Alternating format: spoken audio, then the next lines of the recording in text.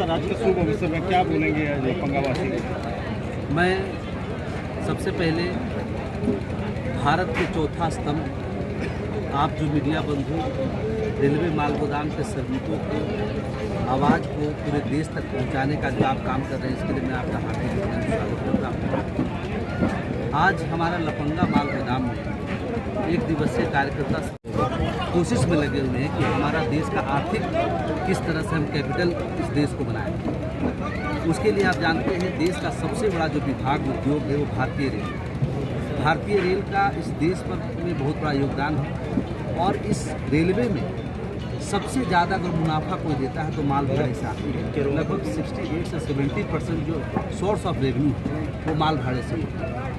और उस माल भाड़े में जो दिन रात हमारा माल गोदाम के जो मजदूर काम करते हैं, जो खून पसीने लगा के काम करते हैं, उसी के बदौलत ये सारी व्यवस्थाएं चल रही हैं। अभी सरकार चाहती है कि हर माल गोदाम में 24 घंटा और 7 दिन काम चले। हर जो हमारा व्यापारी है, जो हमारा माल वाहक के कंसाइनर है, वो अपना माल मंगाता है रात को, शाम को जब मालगाड़ी जब पहुँचती है तो वहाँ व्यवस्था नहीं होने का, ये लेबर मैनेजमेंट सही व्यवस्था नहीं होने के कारण, वहाँ इंफ्रास्ट्रक्चर सही नहीं होने के कारण उनको डैमेज लगता है और लगभग 18 लाख 20 लाख इतनी बड़ी राशि जो उनको डैमेज चला जाता है। इस कारण से 40 साल पहले भारतीय रेल में 60% जो ट्रांसपोर्टेशन होता था वो रेलवे पर निर्भर था। धीरे धीरे घटते घटते आज मात्र 28% है।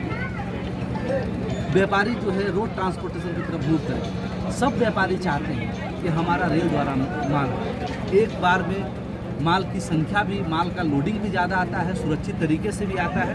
तो सरकार से लगातार हमारी संगठन 1998 से इस कोशिश में थी कि मजदूरों के इनका हक अधिकार है। इनको बहुत कम पैसे मिलते हैं, इनके लिए कोई मेडिकल की व्यवस्था नहीं, कोई परिचय पत्र नहीं, ये सब नहीं था। लेकिन हमारे संगठन 1998 में हमारे राष्ट्रीय महामंत्री जी ने इनको संगठित करके माल गोदाम के मजदूरों को परिचय पत्र से लेकर के श्रम कानून में जगह देने का काम किया। आज मजदूरों को अपना पहचान पत्र है, सोशल सिक्योरिटी है, मिनिमम वेजेज है और कुशल सेफ्टी कोड बिल के तहत जो अभी हमको प्राप्त हुआ है, उसमें माल गोदाम के मजदूरों को नियुक्ति प्रमाण पत्र देने की प्रक्रिया है।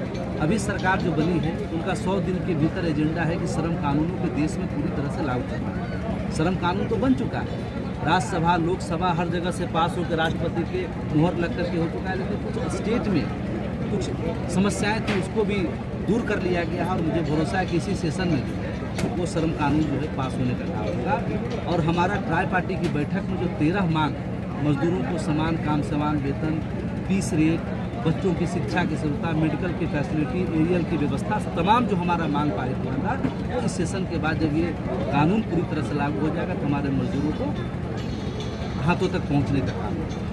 अब हम पूरे देश के माल गोदाम में अपने मजदूरों को 24 घंटा 7 दिन जो काम करने की व्यवस्था, उसके लिए पूरी तरह से तैयार कर रहे हैं। हम हर माल गोदाम में तीनों शिफ्ट में काम करने के मजदूरों को पूरा कर रहे हैं। हम लेबर मिनिस्ट्री से लेकर के रेल मंत्रालय तक सबका सूची उपलब्ध करा करके इस व्यवस्था को कंप्लीट करें। आज हमारा उड़ीसा प्रदेश में लफंगा पहला माल गोदाम हमारा हुआ है, जिसका पूरा सूची क्रमबद्ध होकर कंप्लीट हुआ है और उसका आज हमारा शिफ्टिंग उद्घाटन समारोह। मैं चाहता हूँ कि जब 3 शिफ्ट काम होगा तो 3 गुना श्रमिक बढ़ने का, 3 गुना रोजगार भी बढ़ने का काम है। उससे उड़ीसा प्रदेश के वासियों को कहीं न कहीं आर्थिक रूप से मजबूती मिलने का काम है। हम चाहते हैं कि आज 28% रोड रेलवे ट्रांसपोर्टेशन है, उसको बढ़ा के हम 60-70% तक उसको ले जाने का काम है। और ये तभी संभव हो पाएगा जब लेबर मैनेजमेंट को सही किया जा सके। तब हमारे हर प्रकार के कंसाइनर सीधे रेल के साथ जुड़ने का काम होगा।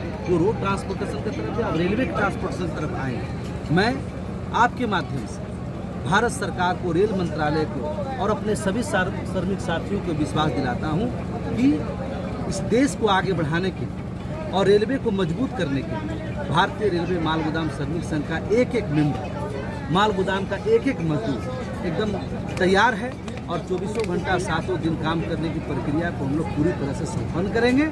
और ताकि हमारे मजदूरों का भी संख्या बढ़े, उनको लोडिंग अनलोडिंग कैपेसिटी बढ़े और उनको फीस रेट के माध्यम से एक गर्व के साथ रेलवे कर्मचारी के रूप में उनका सर ऊंचा हो सके, उनको सारा सम्मान मिल सके। बहुत बहुत धन्यवाद।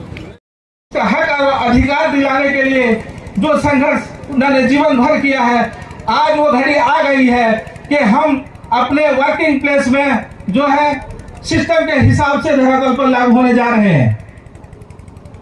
इसमें आप सबका कुर्बानी है, सारे उड़ीसा प्रदेश के लोगों का कुर्बानी है, सारे स्टेट कमेटी के लोगों का कुर्बानी है, संगठन के जो है शेयर कमेटी के लोगों का कुर्बानी है, जिसकी वजह से आज हम यहाँ एकत्रित होकर के मौजूद हुए।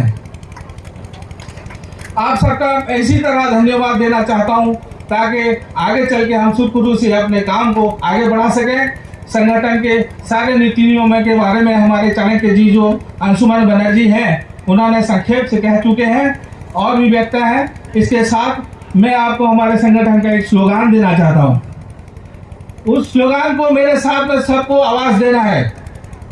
जब मैं कहूंगा आवाज दो, सबका आवाज एक साथ आना चाहिए। हम सब साथ हैं।